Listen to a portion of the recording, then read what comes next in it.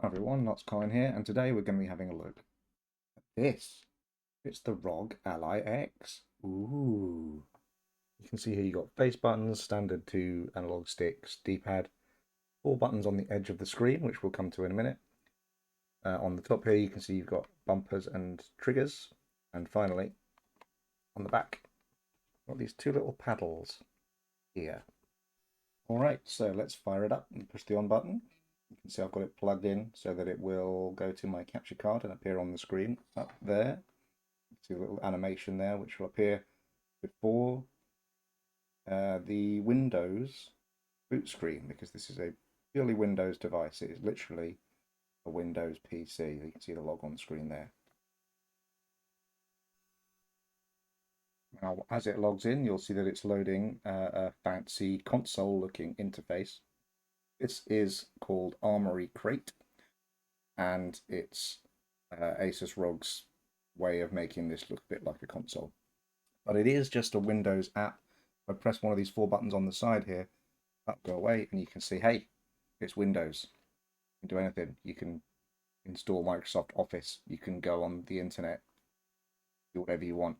You can even use a dock like I'm doing right now to put it on a big screen and use it as your full computer if you want. You can plug in mouse and keyboard. You get the idea. It's just a PC. So let's take a look at Armory Crate. So you can see here I've got all the games I've got installed. If we scroll down, most of these you'll see are off of PC Game Pass because I'm a big Xbox guy. You can see I've got quite a lot of games installed. Most of them are not very big. That's sort of my vibe. But you can also see I've got, for example, Super Animal Royale on Steam. I've got Sonic Mania on Epic Games. You can do whatever you want. You can get the EA storefront on here. It's just a PC.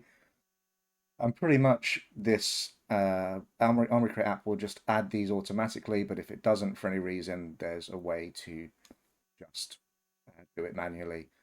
So for example, Blueprints for some reason didn't work for me, but you can see I've got it there. You can notice that the little Xbox icon isn't there because I did it manually, but other than that, it looks exactly the same. There's systems to favorite these games. You can go straight into the various game platforms. You can see there's various default ones there, or you can add your own. I believe I've added, if I turn my camera off, GOG Galaxy wasn't there by default. So all sorts of things available. And you can just launch straight into the game. So let's take a look at Monster Train 2, for example. Right, so we've loaded up the game. It is a Xbox Play Anywhere game, so it's going to sync automatically with what I've been doing on the Xbox. We'll skip this cutscene because you don't want to see that. Oh, looks like I unlocked some stuff last time I played. And it just works. I'm just using the controls here. A few things to note. So if I press this button, one of these other buttons by the side of the screen, bring up this menu. I'll hide my webcam so you can see it all. There's a few different settings here.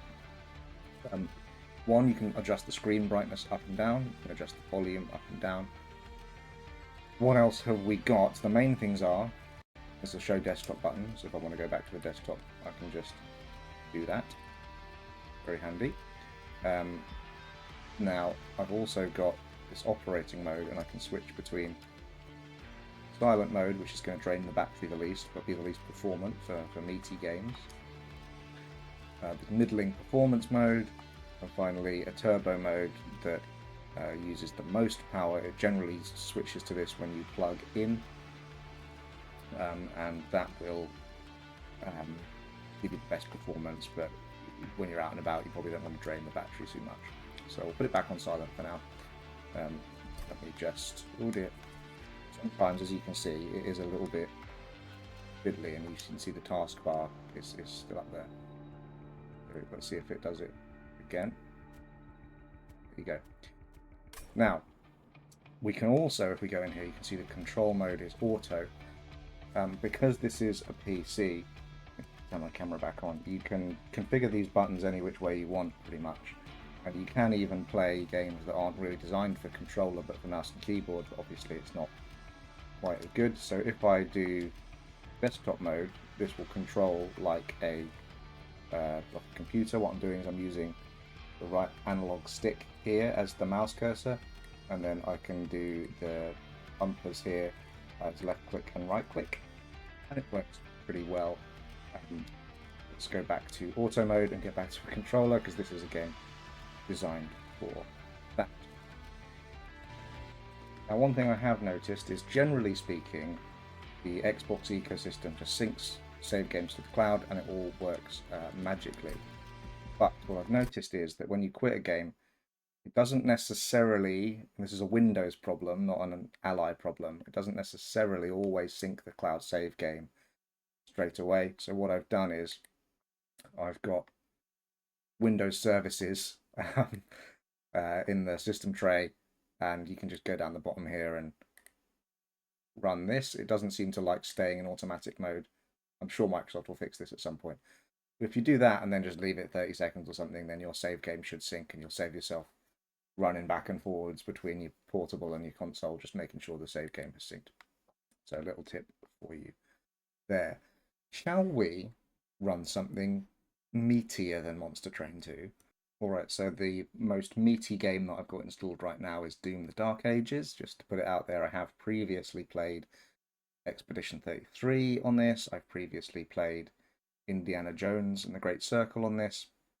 And look, they run pretty well. They're very much playable. They're not perfect, I'm sure, but you can run them generally on the settings that it'll auto-detect. So let's fire up Doom the Dark Ages. You can see I put it in turbo power mode, and we'll see how this goes. Alright, so let's just launch straight into Doom the Dark Ages. I'll do a new save slot, because I'm currently on like a dragon flying level that isn't very interesting for anyone to see how the thing performs in like the core gameplay. Let's launch straight in. We'll skip the cutscenes. Let's see how it runs. Alright. Impact confirmed. The Slayer has been activated.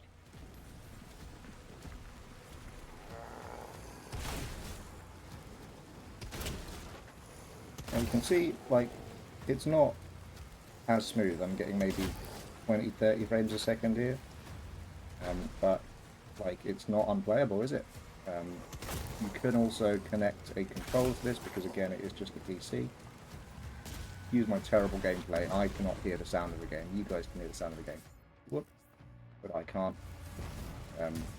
So you'll just have to bear with me. But you can see, look, I'm just playing the game. I'm just playing the game. It's not best experience with like a state-of-the-art game like this. It's very much playable, and it's a great compliment to playing on console. So there you go. That is the ROG Ally.